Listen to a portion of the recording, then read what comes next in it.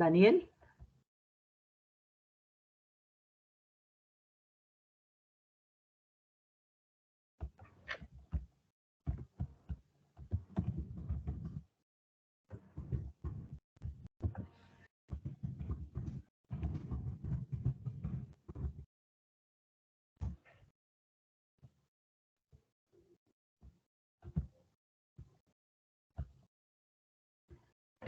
Bueno, muy buenas tardes a todos y todas.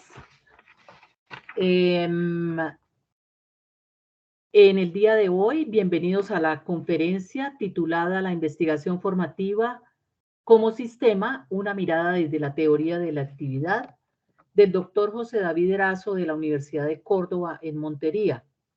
Conferencia enmarcada dentro del cuarto ciclo de conferencias de formación en investigación de la Facultad de Educación de la Universidad de Pamplona. Tendremos 40 minutos más o menos de la presentación del doctor José David Erazo y unos 15 minutos para preguntas.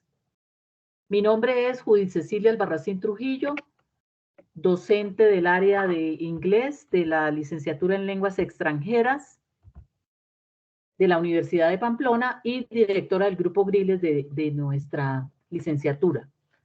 A continuación, me permito presentar la hoja de vida del doctor José David Erazo. José David es docente, investigador y formador de formadores en lenguas extranjeras en la Universidad de Córdoba, en Montería. Ha sido profesor de inglés como lengua extranjera durante casi 20 años. Actualmente se desempeña como profesor titular en la Universidad de Córdoba, en la ciudad de Montería.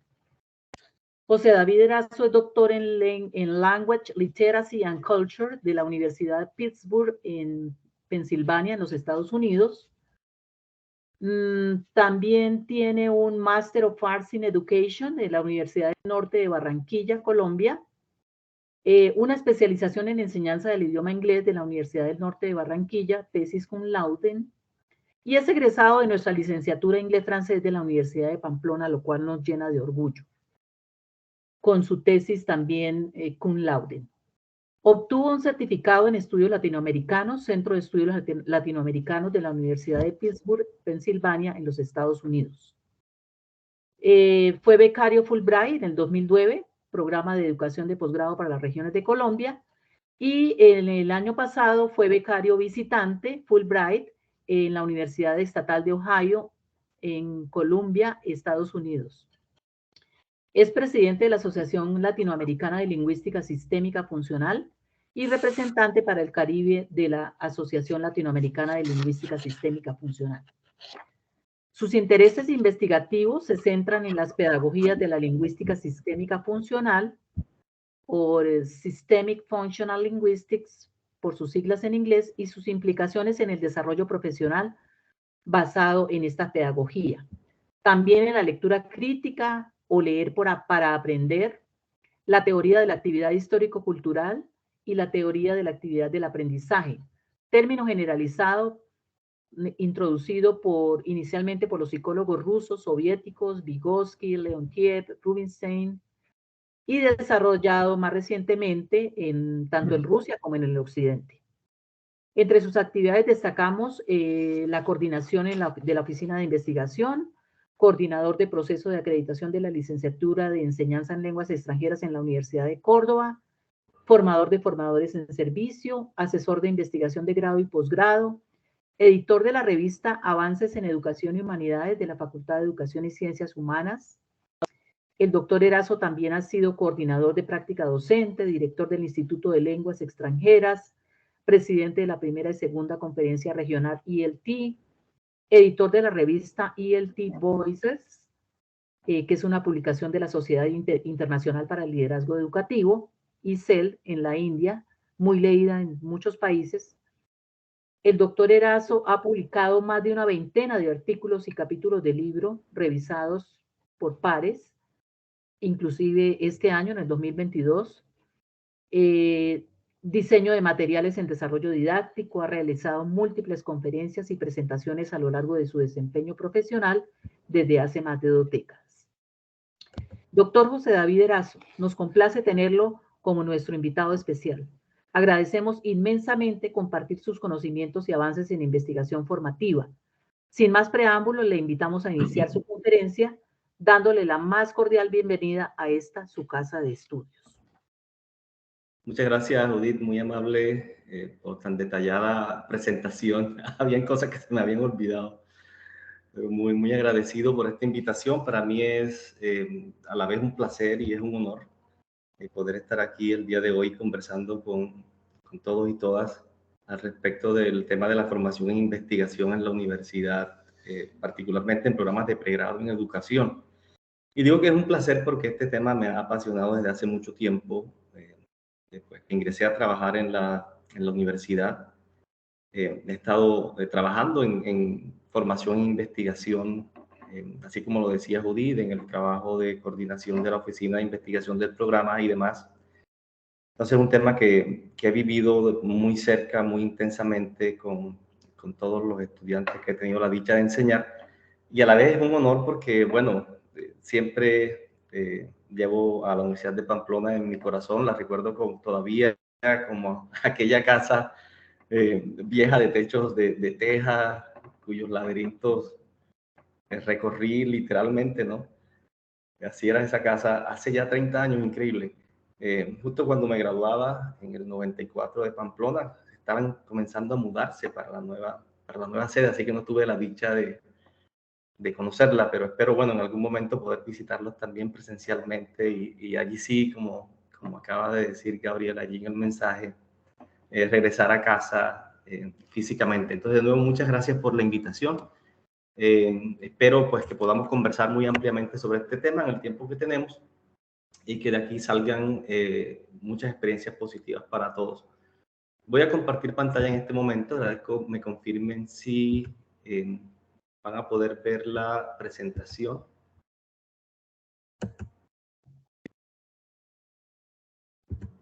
Okay. Vamos, sí, señor, ya está cargando, sí, señor. Sí, señor, ya la podemos ver. Perfecto, entonces hoy estaremos conversando sobre la formación e investigación como sistema y el propósito pues, fundamental de esta conversación es invitarlos a reflexionar sobre el proceso de apropiación de las prácticas investigativas en el pregrado desde la perspectiva de la teoría de la actividad. Esta es una teoría sobre la que he trabajado como en los últimos 5 o 7 años. Parte pues, de la gran teoría sociocultural de la que hablaba Judith, inspirada en el trabajo de Vygotsky. En la sesión abordaremos primero el concepto de investigación, de formación e investigación en la universidad de manera muy rápida. Luego nos detendremos a mirar algunos conceptos y principios de la teoría de la actividad para luego usar esos principios y conceptos como lente para mirar el caso de la Universidad de Córdoba, el programa de licenciatura en lenguas extranjeras, en lo que tiene que ver con nuestra visión de la formación e investigación como sistema. Y allí estaremos como mirando dos casos muy particulares, dos sistemas que quiero analizar con ustedes el día de hoy, para a partir de todo eso, pues sacar algunas lecciones, por así decirlo, algunos aprendizajes que hemos tenido en este tiempo y que creemos son fundamentales para el propósito de formar en investigación en la universidad. Y cerraremos pues con un espacio para preguntas y respuestas.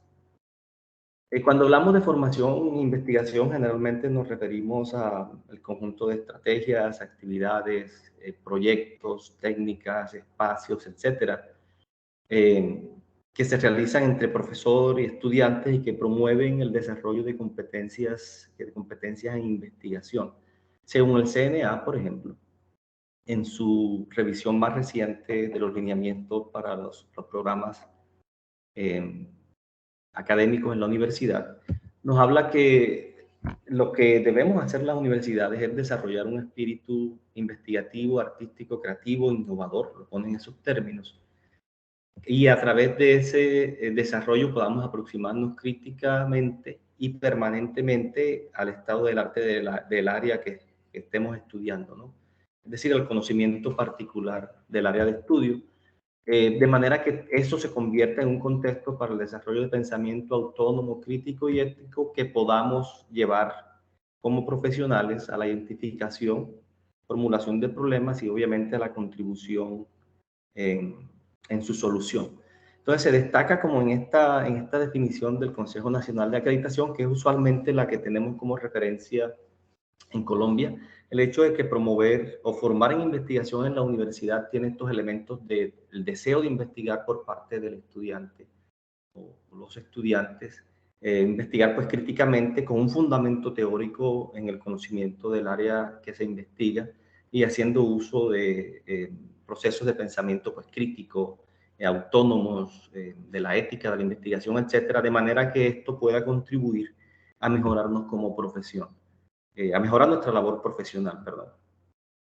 Generalmente, aunque no existe en Colombia como un arreglo curricular único para todos los programas de formación universitaria, sobre todo en educación, en esto de la formación en investigación, generalmente encontramos que en el plan de estudios hay cursos de investigación, cursos de métodos de investigación.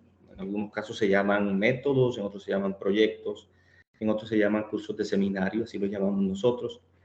Pero también otros espacios, por ejemplo, como los semilleros, que son bastante comunes a casi todos los programas. Hoy día el CNA exige ese tipo de espacios. Y en la mayoría de los casos, los estudiantes hacen un trabajo de investigación o trabajo de grado, que es un proyecto. Generalmente es muy común, aunque no todos los estudiantes lo hacen y aunque no todos los cursos de investigación de los pregrados, se orientan a la construcción de un proyecto. Y lo que vemos aquí es que lo que está pasando, y esto también es muy sociocultural, el estudiante hace investigación en la medida en que va aprendiendo investigación. Es decir, la investigación se convierte tanto en la herramienta para lograr la formación e investigación como en el resultado mismo.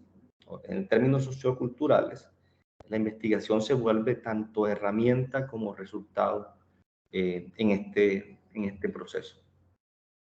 En el caso de la Universidad de Córdoba, por ejemplo, nosotros hemos venido, nuestra primera corte fue en el 2002, ya hace 20 años, y la historia del programa muestra como momentos muy claves en cuanto a desarrollo de la capacidad de investigar y el espíritu crítico de los estudiantes, indicado en esta gráfica por el número de trabajos de investigación que hacen los estudiantes cada año.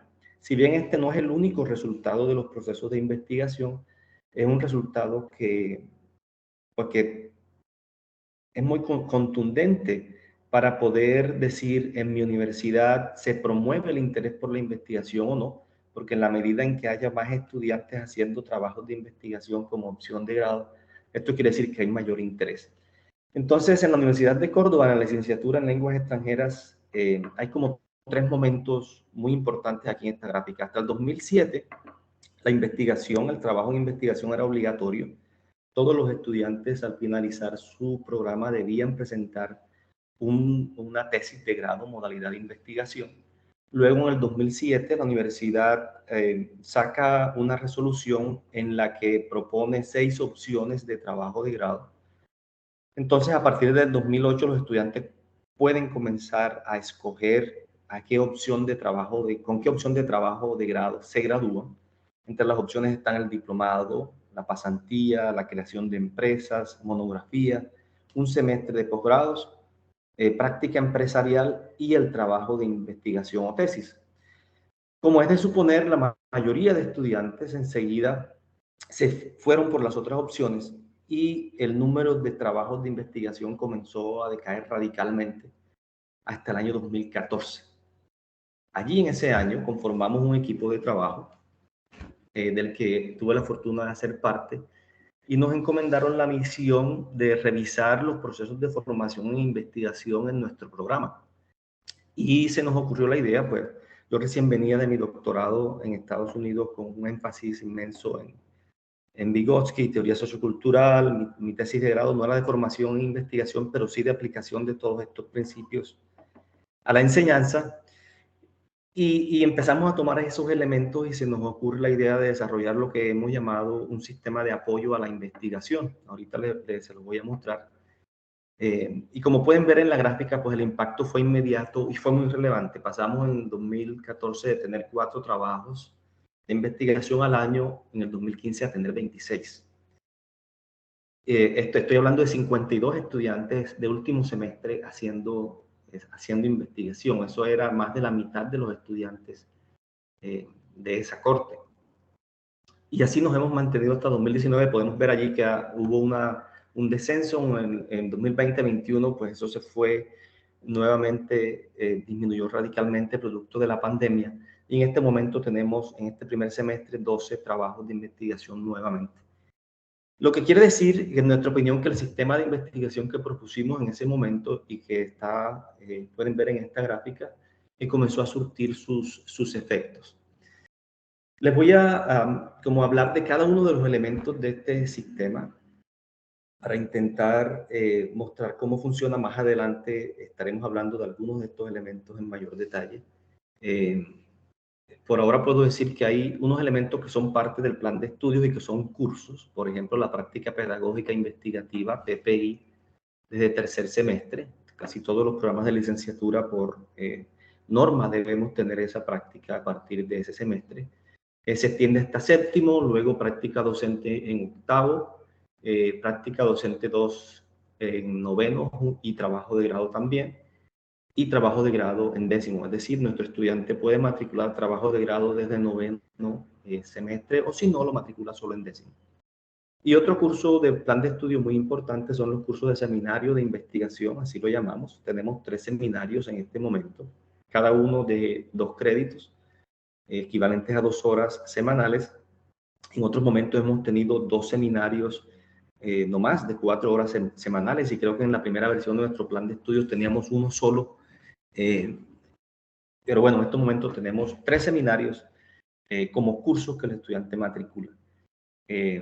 Y cada uno de esos seminarios tiene un producto particular. Por ejemplo, el seminario 1 está enfocado en la construcción de la introducción y sus elementos, es decir, la pregunta, el problema, su justificación, el propósito de la investigación, etc. El seminario 2 se enfoca en la apropiación del bagaje teórico, conceptual, de antecedentes del estudio, y seminario 3 se enfoca en la parte metodológica.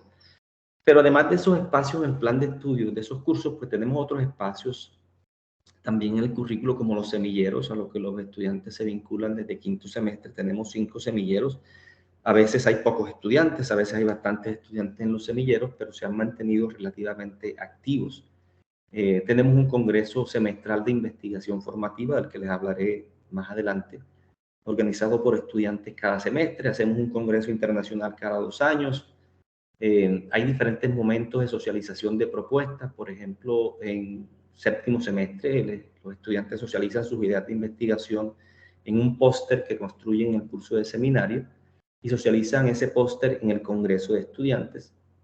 En octavo semestre ya no hacen póster, sino que socializan sus propuestas ante una audiencia en un aula usando un PowerPoint, así como estoy haciendo yo hoy.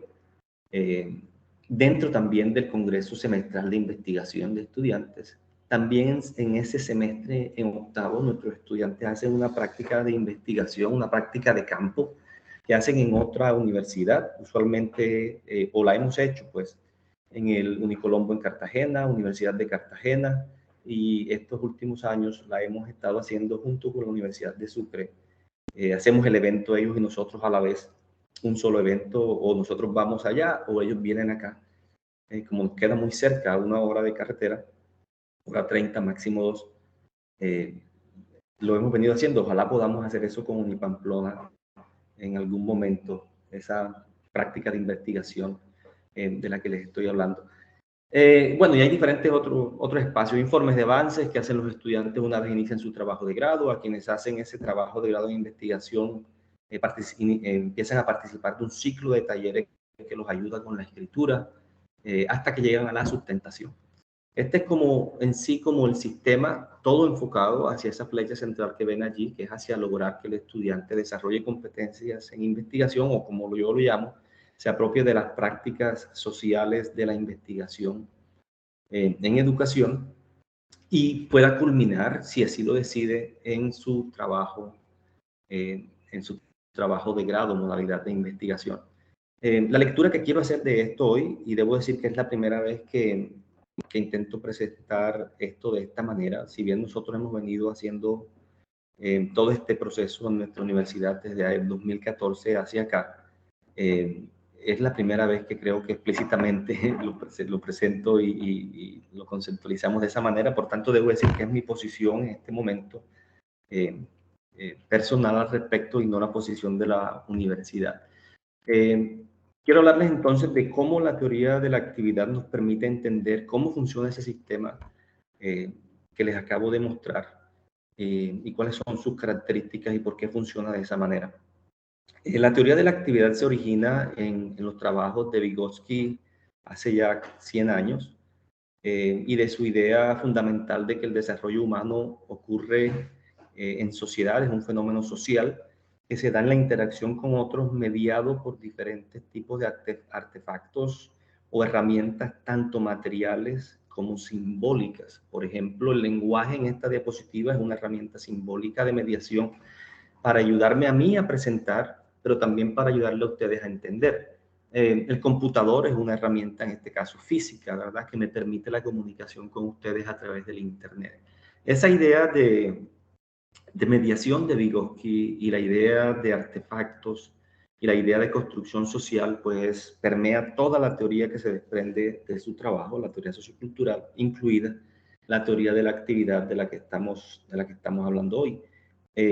Mucho más recientemente, estudiantes de Vygotsky y más recientemente todavía, quienes trabajan en esta teoría, pues toman una posición un poco más radical sobre estos planteamientos de Vygotsky y nos dicen que la mente humana no está ubicada dentro del cerebro, allí enclaustrada dentro del cráneo, ¿verdad?, sino que está en las acciones y actividades que realizamos los humanos con otros y en nuestra interacción con el mundo, para lo cual usamos diferentes artefactos, de los que ya les mencionaba, ¿no?, tales como signos y herramientas. Es decir, ya pasamos de la idea de Vygotsky de que lo que media es la palabra, a tomar la idea de Leontiev, por ejemplo, de que lo que media es la actividad práctica en la que nos encontramos. Y es Leontiev el que se podría decir que es el padre de la teoría de la actividad, pues él toma estos planteamientos de Vygotsky, toma la actividad como unidad de análisis y dice el desarrollo humano se da en actividad orientadas hacia el logro de un objeto. Es decir, cada actividad tiene un objeto o motivo que la dirige, que le da sentido y que motiva a las personas que participan de esa actividad. Por poner un ejemplo, la actividad de enseñar, ¿cierto? Tiene como motivo u objeto el aprendizaje de los estudiantes. Eso es lo que motiva de manera general la actividad de enseñar. Y cuando Leontiev se refiere a actividad, y esta teoría se refiere a actividad así en esos términos, se refiere a un constructo social generalizado, es decir, cómo construimos o cómo concebimos nosotros como sociedad lo que es enseñar y cómo hemos construido esa actividad históricamente en nuestra cultura. Y aquí viene otro elemento. Entonces, la actividad se construye históricamente, ¿verdad? Hay una historicidad allí muy importante y es producto, es una creación cultural. Entonces, el acto de enseñar, la actividad de enseñar, busca el aprendizaje de los estudiantes, pero se realiza de manera concreta en múltiples acciones por quienes participan de esta actividad. Por ejemplo, si tomamos el punto de vista del docente, una acción puede ser pedir a sus estudiantes que lean un texto o estudiar un texto junto con sus estudiantes con el objeto o intención o motivo que los estudiantes aprendan los conceptos porque el docente está convencido que el aprendizaje de estos conceptos es clave para su desempeño profesional. Es decir, la actividad de lectura está motivada por la intención del docente de contribuir a la formación de sus estudiantes y esa actividad de leer, esa acción de leer está concretizando la actividad social de enseñar, ¿verdad? Y esta actividad de leer, que es el tercer nivel de análisis en esta teoría, se realiza a través de diferentes operaciones: leer los títulos, decodificar el texto, anticipar el contenido, leer las imágenes, etc. bajo ciertas condiciones. Entonces, si el texto tiene imágenes, pues hacemos lectura de imágenes, si no, no, etcétera. Entonces, hay como 3 niveles de análisis: al nivel social, actividad orientada por un motivo; al nivel ya más local, más explícito y consciente, las acciones orientadas por un propósito, como el ejemplo de la lectura del profesor; y a un nivel ya mucho más micro, las operaciones condicionadas pues por diferentes aspectos.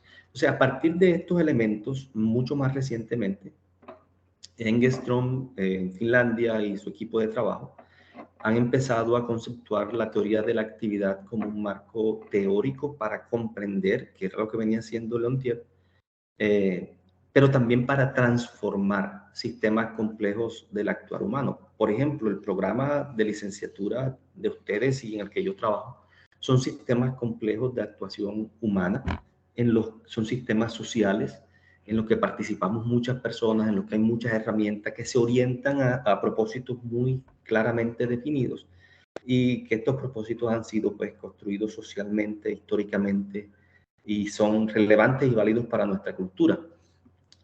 La teoría de la actividad nos permite hacer ese análisis y comprender esos procesos, pero también transformarlos, y aquí hay toda una corriente de la que no hablaré hoy, de pronto en algún otro momento, si me invitan de nuevo, que usa todos estos principios para lo que ellos llaman las intervenciones formativas, que no es otra cosa que usar todo el andamiaje teórico de la teoría de la actividad para intervenir en procesos de cambio en las instituciones. Y esta versión de la teoría de la actividad, la más reciente, se fundamenta como en 5 principios esenciales. Uno, que todo actuar humano ocurre dentro de sistemas de actividad, lo que quiere decir que nosotros no actuamos nunca solos, siempre estamos actuando en relación con nuestra pues, componente social, ¿verdad? Siempre estamos haciendo parte de un sistema de actividad. La familia, por ejemplo, es un sistema de actividad particular que aquí en Colombia se ha construido históricamente de cierta manera diferente a cómo se ha construido la familia en otras partes del mundo, y que cambia a medida que va pasando el tiempo. La multiplicidad de voces es otro principio clave. Como son sistemas sociales donde participan muchos actores, pues cada actor tiene una historia particular, tiene un bagaje particular, y por tanto hay una polifonía allí, tanto de intereses, de percepciones, de concepciones. Polifonía que usualmente resulta en contradicciones, que es otro de los principios, el punto número 4, y que, bueno, ya que lo toqué me voy a adelantar. Contradicciones que no es otra cosa sino choques entre los diferentes elementos del sistema, elementos que les mostraré en un momento, que son producto de esa historicidad de quienes participan, o de los artefactos que se usan, o de los objetos que se plantean alcanzar, etc. Otro principio clave es la historicidad. Las actividades tienen su historia, ¿verdad? Cuando digo actividad, no me refiero a la actividad de tomar este vaso y tomar agua, por ejemplo, sino a una actividad construida socialmente, como trabajar, por ejemplo, o como enseñar, o como proveer comida, sustento a la familia, etcétera, ¿no? Entonces son construidas históricamente y socialmente, y en última, si uno analiza una sociedad, va a encontrar que es un conjunto de actividades de este tipo, macros, en donde se desempeña el ser humano con múltiples propósitos. Y un último elemento tiene que ver con la transformación expansiva, es decir, al haber contradicciones en el sistema, las contradicciones se convierten en una oportunidad para transformar lo que está ocurriendo, y poder cambiar y poder aprender. Por ejemplo, ahora con la pandemia es el caso más como claro que podríamos usar. Nos llegó de repente, y a nuestro sistema de actuación, el que ya teníamos, ¿verdad? Si usted es estudiante, la manera como estudiaba, por ejemplo, le cambió radicalmente. Y eso generó una serie de choques iniciales, ¿cierto? Algunos continúan en muchos casos esos choques todavía, de dilemas, de conflictos con la nueva manera de aprender, porque representaba un cambio en las reglas de juego del sistema. En muchos casos eso ha contribuido a una transformación de la sociedad, ¿verdad? Por ejemplo, este tipo de conferencias, hace 4 años estuviéramos en Pamplona hablando cara a cara, no era concebible en ese momento hacerlo de esa manera. Hoy día ya es el común denominador, hasta las reuniones de trabajo se hacen de esta manera sin necesidad de tener que estar físicamente en los sitios donde trabajamos. Uno de los elementos claves de toda esta teoría es un aporte de Engström y su equipo recientemente, como a partir del año 85, y el concepto de sistema de actividad, que no es otra cosa, como lo hemos definido nosotros en nuestro trabajo, que un sistema o una red de relaciones dialécticas entre diversos aspectos del contexto social de la actividad. Y estos aspectos están dados por la teoría, son el sujeto o la persona cuyo punto de referencia se toma para analizar la situación o intentar cambiarla. Por ejemplo, el profesor, ¿verdad? El objeto sería aquello hacia lo que se orienta el profesor o el sujeto en su actuar. Entonces, el profesor está orientado hacia el aprendizaje de los estudiantes y por eso propone una actividad de lectura para que se desarrollen los diferentes conceptos. Las herramientas de mediación son el medio por el cual el sujeto intenta lograr lo que se propone o alcanzar ese objeto que está buscando. Y son de diversos tipos. En la educación ya les daba un ejemplo del computador o de las diapositivas. En el caso del ejemplo de la lectura es el texto mismo, por ejemplo. Es una herramienta de mediación, pero también la secuencia didáctica que el profe propone para que los estudiantes se apropien de los contenidos de ese texto. Otro elemento clave son las reglas de aula, por ejemplo, las reglas de interacción en el aula, quién habla, cómo se habla, en qué momento, acerca de qué, etcétera. Muchas reglas son implícitas, otras se hacen explícitas, pero son las normas que regulan la manera como actuamos. La comunidad se refiere a las personas involucradas, profesores, estudiantes, con la característica o la condición de que comparten el objeto. Es decir, se habla de comunidad cuando profesor y estudiantes nos orientamos en la misma dirección. Y por último, la división del trabajo o la división de responsabilidades y roles de manera horizontal, es decir, quién hace qué, y de manera vertical, quién tiene más o menos poder en la relación. Todos estos elementos interactúan entre sí de tal modo que el cambio en un elemento cambia todo el sistema de inmediato. Recuerden, por ejemplo, la pandemia y la introducción de la tecnología para enseñar. Enseguida nos cambió todo el sistema, nos hizo ver otras cosas que no estábamos contemplando, nos hizo ver la necesidad de otros aprendizajes que no teníamos, etc. Y ese choque genera esa dialéctica de los diferentes elementos o esa interrelación, si lo quieren llamar así, genera contradicciones, dilemas, conflictos de diferente tipo. En un estudio que hicimos hace muy poco tiempo con el ICFES, precisamente durante la pandemia, intentábamos averiguar cómo los profes, cómo podíamos transformar la enseñanza de la lectura crítica de los profes en la Universidad de Córdoba, de los profes de la Facultad de Educación. Y una de las cosas que encontramos es que la secuencia didáctica que los profes venían usando para intentar lograr la capacidad de leer críticamente, verdaderamente no propiciaba la lectura crítica. Y ahí había una contradicción.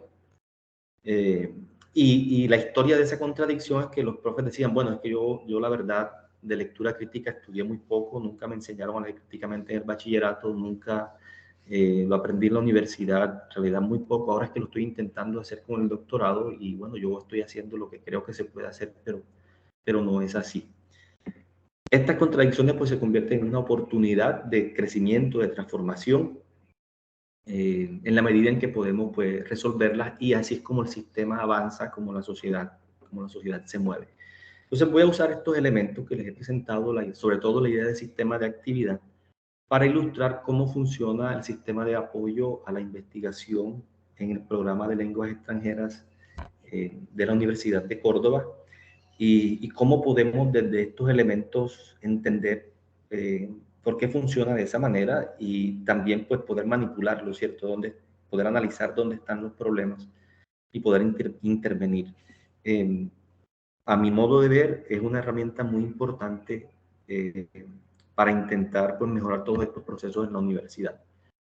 Este es el sistema de apoyo que les mostraba hace un momento con los diferentes elementos o espacios, tanto los de los cursos como los que están fuera del plan de estudios. Y podemos decir sin lugar a dudas que cada uno de estos espacios tiene como objeto propiciar la apropiación de prácticas de investigación por parte de los estudiantes en la universidad, en nuestro programa de pregrado de lenguas extranjeras. Ese es el objeto que mueve todo este sistema y que uno de sus productos más claros, aunque opcionales, es el trabajo de grado o trabajo de investigación realizado por los estudiantes con un tutor a partir de noveno o de décimo semestre. Y podemos decir también, sin lugar a dudas, que cada uno de estos elementos o espacios de los que les hablaba constituye un sistema de actividad con todos esos aspectos que hasta hace poquito mencionaba, un sujeto o sujetos, ¿verdad?, dirigidos hacia un objeto, haciendo uso de diferentes herramientas, siguiendo ciertas reglas, como parte de una comunidad, cumpliendo una variedad de roles, etcétera, con propósitos muy claros. Pero mucho más importante es el hecho de que cuando concebimos este sistema de esta manera, empezamos tanto a propiciar como a ver que pueden haber múltiples conexiones entre los diferentes sistemas de actividad que actúan como una red que permite el logro, ¿verdad? O lograr el objeto. Porque no es fácil lograr que un programa de licenciatura como los nuestros logre desarrollar la apropiación de estas prácticas de investigación en sus estudiantes. Eso no se da de un día para otro. Eso toma tiempo, ¿verdad? Porque son prácticas complejas. Por ejemplo, el leer artículos y tomar notas para luego escribir un lit review es una práctica de investigación compleja, que no es fácil de hacer. Transcribir es otra práctica de investigación. Hacer una presentación oral de tu proyecto es otra práctica de investigación y así. Y todas esas prácticas están interconectadas. Entonces, cuando lo vemos de esa manera, entendemos, claro, por eso el sistema está funcionando o de pronto está cojo aquí. Vamos a ver qué parte del sistema no está bien, si son las herramientas, si son, tenemos ambigüedad en el objeto, o si es que las reglas no están claras, etc. Les quiero hablar para finalizar de dos de los sistemas, de todos esos que les mencioné. Me voy a enfocar en estos dos. Uno, el curso de seminario de investigación, el curso 2. Les recuerdo, en estos momentos nuestro programa tiene 3 cursos de seminario de investigación. En el 1 formulan su problema, pregunta, propósito y definen por qué es importante hacer la investigación, y todo eso concluye en el resultado de la introducción. En el curso de seminario 2, que es este del que les voy a hablar, el objeto es apropiarse de los conceptos y de la revisión de literatura, y culmina con la presentación del avance escrito de la propuesta de investigación, pero también con la socialización oral en el Congreso de Estudiantes a través de una presentación de póster. Y en la seminario de investigación 3, el estudiante finaliza su propuesta con el capítulo de metodología, recolección de datos, análisis, los sujetos. Si tiene que hacer clases o alguna intervención, pues la esboza allí. Si tiene que hacer entrevistas, de pronto hace algunas preguntas claves para la entrevista en compañía del profesor del curso. Y todo eso culmina no solo en el producto escrito de la propuesta, hasta el capítulo de metodología, sino en la presentación ya formal de esa propuesta al final del semestre, a inicio del siguiente semestre, para ser evaluada y tomada como proyecto de investigación y trabajo de grado. Y también en una presentación formal en un aula con asistencia, o en un aula virtual como esta, con asistencia de diferentes participantes, tanto estudiantes de nuestro programa como de otras universidades, como les decía, en el marco del Congreso semestral de investigación de estudiantes. Entonces, en el curso de seminario 2 nos enfocamos en el objeto de construir la apropiación conceptual de los trabajos de investigación de los estudiantes.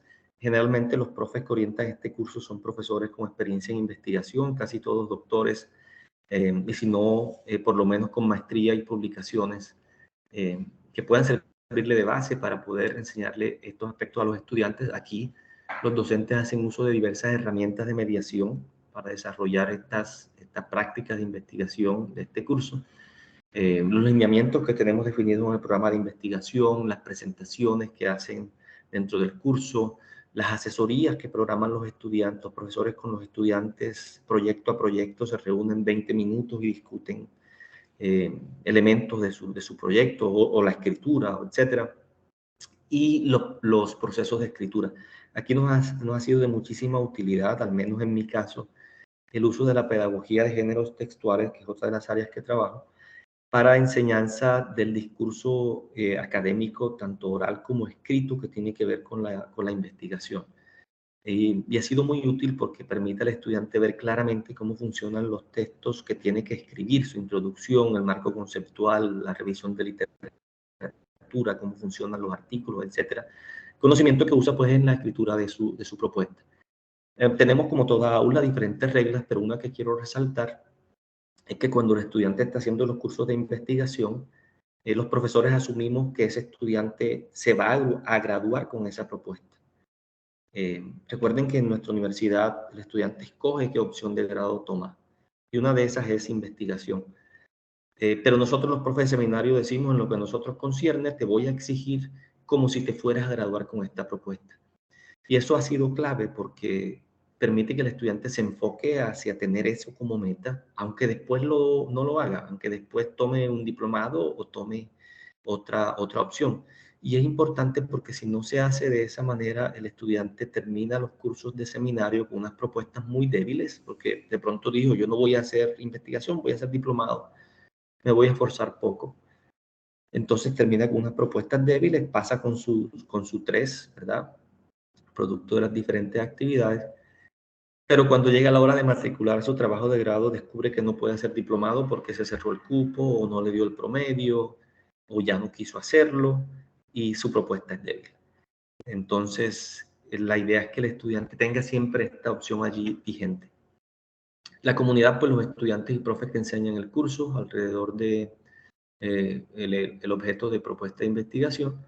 Y aquí en división del trabajo, los estudiantes asumen, además de los roles normales de cualquier estudiante, asumen el rol de experto en su tema. Es decir, es el estudiante quien sabe del tema que está investigando, no el profesor de seminario necesariamente. Imagínense, son 30 estudiantes y hay 20 trabajos diferentes y cada uno sobre un tema distinto. Un profesor, por mucho que quiera, no va a saber de todos esos temas. Entonces el estudiante se le da ese protagonismo de experto, asume el rol de experto, lee, se mete en ese rol y eso ayuda obviamente a que se apropie de los conceptos claves. Y como saben cómo escribir estas diferentes secciones, gracias a la pedagogía de género que estamos usando, pues pueden ayudar a sus compañeros a mejorar sus escritos. Entonces se convierten también en revisores, asesores del proceso escritural. El otro sistema de actividad sobre el que quiero hablar de hoy es el Congreso de Investigación de Estudiantes. Este es un congreso que organizamos todos los semestres, lo organiza un equipo conformado fundamentalmente por estudiantes de Seminario 2 y Seminario 3, con el objeto de socializar sus propuestas de investigación o los avances de sus investigaciones para el caso de los estudiantes que ya están haciendo investigación con opción de grado. Para el caso de los estudiantes de Seminario 2, ellos deben presentar un póster. Entonces su objeto es socializar sus decisiones de investigación a través de la mediación de un póster, ¿verdad? Entonces es un póster que es multimodal, que tiene imagen, que tiene texto, que tiene flechas, que tiene en algunos casos audio también cuando llevan parlantes, y a través pues, del discurso oral, ¿verdad? Esta es una presentación oral que en el Congreso hacemos en los pasillos de la universidad, porque al tiempo de esos pósters, en otros momentos los salones están pues, otros estudiantes presentando las propuestas que van más avanzadas o presentando avances de quienes ya están haciendo investigación. Incluso nos hemos asociado a veces con la maestría y los maestrantes pues vienen y practican, ¿cierto? Vienen y presentan sus avances. Entonces, es una presentación oral que sigue ciertas reglas, las reglas normales de la interacción académica, que si el estudiante no las conoce, pues allí en ese momento las practica y las aprende. Es una presentación de póster que se da de manera simultánea. Vemos varios pasillos llenos de pósters de estudiantes presentando todos a la vez y la audiencia pues va de póster en póster, visitando y haciendo preguntas, comentarios, recomendaciones, etc. Nuevamente la comunidad seguimos siendo estudiantes, profesores del programa, y la división del trabajo, aquí los profesores tenemos muy poco protagonismo, el protagonismo de los estudiantes que asumen el rol de presentador o de asistente, ¿verdad? Alguien que escucha, asume el rol de experto o inexperto, y estos roles fluyen, ¿cierto? Estudiante, profesor, a veces el profesor llega a un póster sobre el que no sabe nada y el estudiante es el experto en ese tema. Estos dos sistemas se encuentran en la intención de construir las propuestas de investigación de los estudiantes, es decir, ese es su producto último, hacia esos que están apuntando. Entonces, el hecho de que se encuentre también indica que el conocimiento y las habilidades, las destrezas fluyen de un sistema a otro. Es decir, el estudiante que está en el curso de seminario y que está aprendiendo los conceptos y luego va al congreso y usa ese conocimiento para presentar, ¿cierto? O el estudiante que recibe una recomendación en el sistema del congreso, en ese sistema de actividad, lo lleva al sistema del curso y dice, profe, me hicieron estas recomendaciones, ¿cómo hacemos?, etcétera. Entonces, esa es una de las grandes ventajas de concebir el proceso de formación de esta manera, como les mostraba en el gráfico anterior. Es una red, ¿cierto?, que no se ve, muy parecida, ayer se me ocurría que es como una red neuronal, en donde hay un sistema como estos dos que están aquí, en el que ocurren muchas cosas, pero que se interconecta con los otros sistemas y que intercambia con los otros sistemas múltiples cosas, ¿cierto? Conocimiento, destrezas, aprendizajes, experiencias, etc. Como el estudiante participa de todo esto, de todos estos procesos, obviamente cuando llega a su sustentación, llega ya con mucho bagaje, con mucha experiencia en presentación, en escritura, con un proyecto ya bastante depurado, que le ha permitido en muchos casos participar de procesos de publicación. Tenemos publicaciones con estudiantes de estas experiencias, gracias a toda esta red de apoyo, en revistas de alto impacto, algunas colombianas, otras extranjeras, libros también, presentaciones internacionales con ellos en varios países, producto de la fortaleza con la que resultan muchos de estos trabajos, obviamente no todos, pero muchos de ellos. De esto hemos aprendido muchas cosas y esta es mi última diapositiva que quiero compartir el día de hoy con ustedes. Una es que la apropiación de prácticas de investigación no puede ser el trabajo de los cursos de seminario o de metodología o como se llamen, ni del director de las tesis. Este debe ser un propósito de comunidad, de la comunidad universitaria en su totalidad, porque para lograrlo requiere el desarrollo de una cultura que privilegie la investigación o que dé importancia a la investigación. En otras palabras, requiere de la construcción de un sistema como el que vimos, dialéctico, es decir, interrelacionado, que se alimenta y se tensiona de diferentes maneras a sí mismo y complejo, como lo acabaron de ver. Cuesta tiempo lograr eso. Yo creo que sí, no es fácil iniciar estos procesos de cambio. A nosotros nos ha costado muchos años, bastantes discusiones de comité curricular y peleas académicas de todo tipo, pero ha valido la pena. El sistema provee diferentes espacios de apropiación y esto también es clave y cada espacio debe ser valorado. Ya hoy día sabemos que sí, el curso de seminario es fundamental y de ahí sale una nota, pero los otros espacios son muy importantes y los estudiantes pues se apropian de ellos. Estos espacios son de diferente complejidad. Por ejemplo, la sustentación del informe final de la tesis de grado no es lo mismo que presentar un póster. Entonces, como son de diferente complejidad, los estudiantes van participando de estos espacios poco a poco. Primero los espacios menos complejos, como ese, un póster, o como hablar de tu proyecto dentro del curso de seminario, en diferentes actividades que tenemos para ello. Y luego vas saliendo del aula y llegas al póster, allí en el pasillo. Luego el semestre siguiente ya estás en un aula con una audiencia y luego un semestre después ya sí te toca defender tu investigación con 2 jurados, con todas las rúbricas, etc. Esto requiere tiempo, requiere obviamente división de esfuerzos y es, como decía, un proceso que vale la pena. Una práctica crucial que hemos identificado en el programa es que aprender a investigar es también una apropiación discursiva, es decir, no podemos decir que sabemos investigar si no somos capaces de comunicar la investigación de manera oral y de manera escrita. Entonces los cursos de seminario juegan un papel clave en enseñar a escribir la investigación. Son unos cursos que en realidad son de investigación y de escritura de la investigación.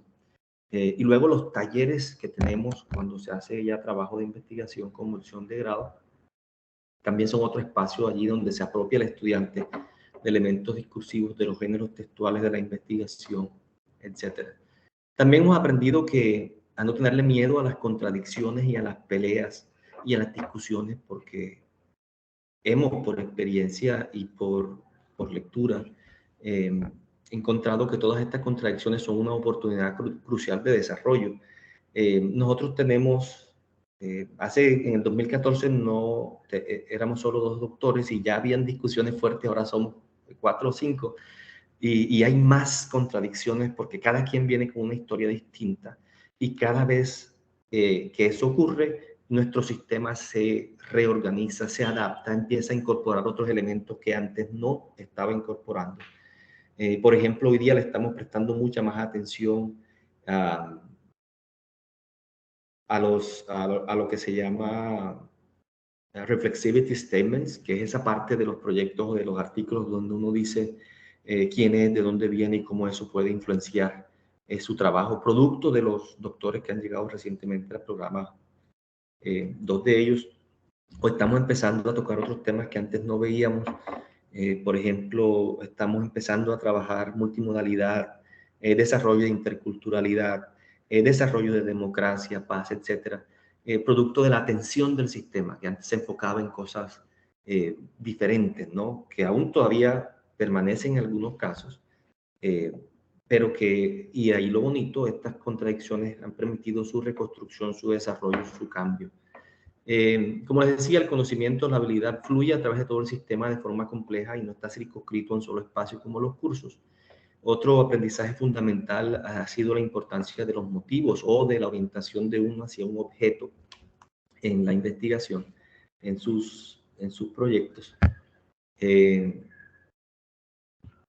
Motivos que tienen sentido para los estudiantes, y la lección aprendida es que estos motivos deben tener sentido para los estudiantes. Es decir, no solo debemos decirle tienes que hacer un proyecto de investigación, sino que el estudiante debe enamorarse de ese proyecto, debe encontrarle una razón de ser por algún motivo, sea que a la persona le gusta, por ejemplo, dibujar o le gusta las historias manga, es que se llaman, y el estudiante decide hacer un trabajo de investigación alrededor de eso para llevar a los estudiantes a leer y escribir, por ejemplo.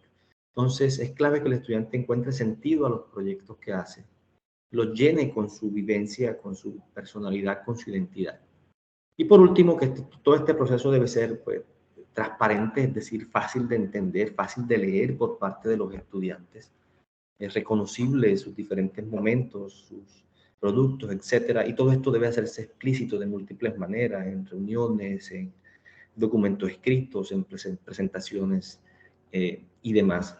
Yo espero que, bueno, todas estas experiencias que hemos tenido la fortuna de tener puedan pues servirnos para ahora discutir y puedan pues contribuir al desarrollo de la formación en investigación en los programas de educación de la Universidad de Pamplona. Aquí algunas referencias básicas que usé en el texto y creo que tenemos ahora el espacio para preguntas y respuestas. Doctor José David, muchísimas gracias.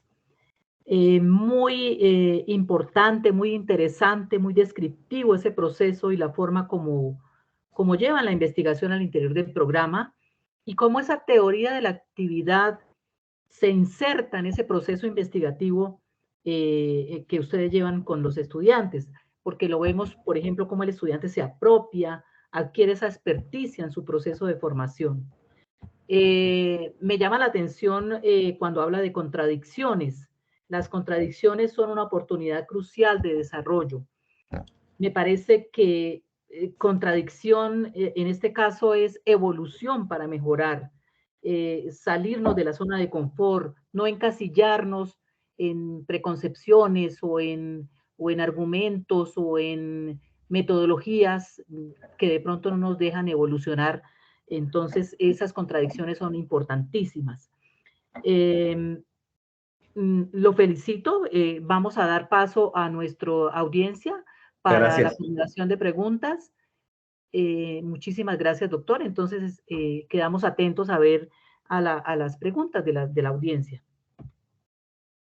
Podemos levantar la manito y empezamos a dar la palabra a los diferentes participantes.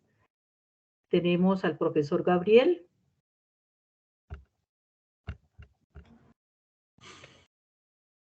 Adelante, Buenas profesor. tardes. Bueno, José, muchísimas gracias. Bueno, qué pena, yo Gusto, Gabriel. digo José. Muy interesante su conversación y por sobre todo la estructura de cómo ustedes acompañan este proceso de formación e investigación para los estudiantes de pregrado en Córdoba. Algo similar con algunas diferencias desarrollamos acá. Lo mío, pues, antes que preguntes como un comentario, y precisamente es que me llama la atención de ese cambio de números de los proyectos de investigación cuando la universidad abre el abanico de otras opciones de grado. Entonces, pues yo no sé si estaba preguntándome, o ahí viene la pregunta o el comentario, de si en la naturaleza de nuestros estudiantes de pregrado no está inserto la idea de hacer investigación, la idea de convertirse en estudiante de investigación. Ahí vemos un cambio en números y precisamente a veces uno lo experimenta en nuestros cursos. En el caso de nosotros, no es como ustedes, es opcional. Nosotros tenemos un componente de investigación con 4 cursos y terminan con un proyecto de investigación, con el reporte del proyecto de investigación. Entonces aquí no hay opción, al menos desde el componente de investigación, eludir este trabajo. Y por eso los números con nosotros son enormemente grandes, porque depende de cada número de los integrantes de cada curso. Sin embargo, el comentario está centrado en la naturaleza de investigar. No es asociado a una de nuestras prácticas diarias comunes y habituales dentro de la formalidad de formación. Entonces ahí está la dificultad, que cuando hay otra opción, el estudiante prefiere, digámoslo así, alejarse de procesos de investigación. Sin embargo, vemos que hay todo un acompañamiento, todo un andamiaje para que el estudiante, como usted lo dice, desde aprender haciendo, aprenda a investigar. La pregunta, pues, no sería qué hay que hacer para, sino, además de estos procesos que llevamos, que llevan insertos, escritura, lectura crítica, pensamiento, mirar, cuestionar, no solo su rol de aprendices, sino su futuro rol de docentes.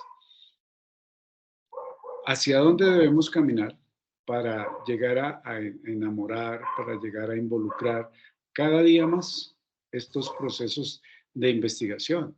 Que, como lo dije antes, en nuestro ambiente de licenciatura está básicamente encaminados a 2 procesos: los procesos de aprendizaje de una lengua extranjera, pero también en su futuro rol de docente de lengua extranjera en Colombia y en otros contextos fuera de Colombia. Sí, Gabriel, muchas gracias por los comentarios y la pregunta. A nosotros, una de las razones por las que ese número cayó tan dramáticamente es porque los estudiantes sí eran obligados a hacer investigación como parte del requisito de grado, pero no tenían eso como un objeto posible de su actuar como estudiantes.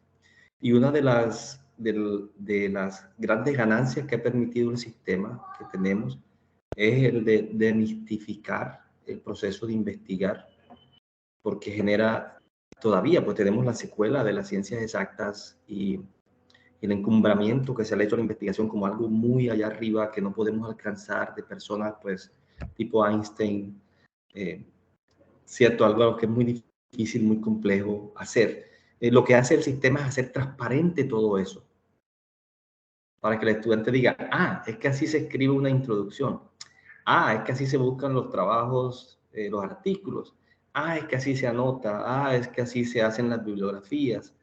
Hacer transparente todos esos procesos y hacerlos poco a poco, ¿cierto? Segmentadamente. Y cuando el estudiante termina su seminario 3, se encuentra con una propuesta muy bien escrita, de unas 30 páginas, que puede usar para hacer su trabajo de grado con eso, si quiere el noveno o no, ¿verdad? Entonces, demistificar todo el proceso nos ha ayudado mucho. Hoy día, por ejemplo, estamos discutiendo, es la más reciente contradicción que tenemos, es, bueno, ¿cuál es nuestro objeto en realidad? Porque como ya hay múltiples opciones, nuestro objeto del sistema no puede ser que haya trabajo de grado de investigación. El objeto del sistema debe ser el desarrollo o la apropiación de esas prácticas de investigación por parte de todos los estudiantes, o dicho en otras palabras, el desarrollo de las competencias asociadas a investigar de los estudiantes, independientemente de que haga proyectos de investigación o no como opción de grado. Entonces, el sistema debe llevarlo hasta ese nivel, poco a poco, de manera transparente, de manera explícita. Eso creo que ayuda mucho. Lo otro es central, es recurrir ¿cierto? Al corazón. Les digo yo a mis estudiantes, haz algo con lo que te sientas bien. ¿Qué te dice tu corazón al respecto de este tema? Si no te gusta, no lo investigues. Si lo quieres cambiar, cambiémoslo.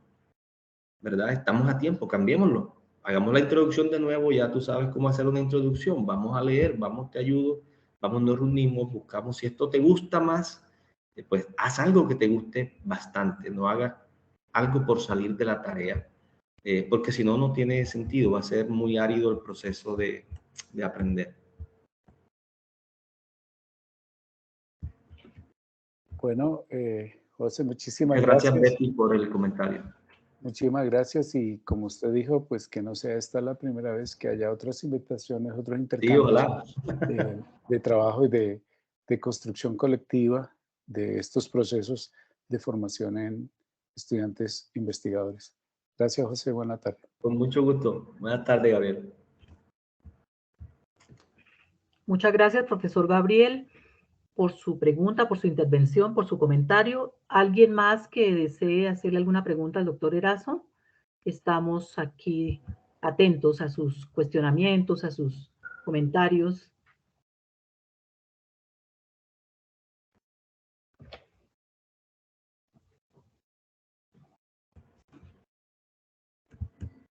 ¿Aló? No sean tímidos, no sean tímidos.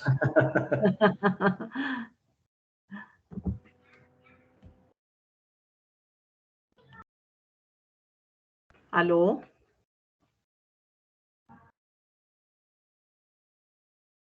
¿Aló, aló?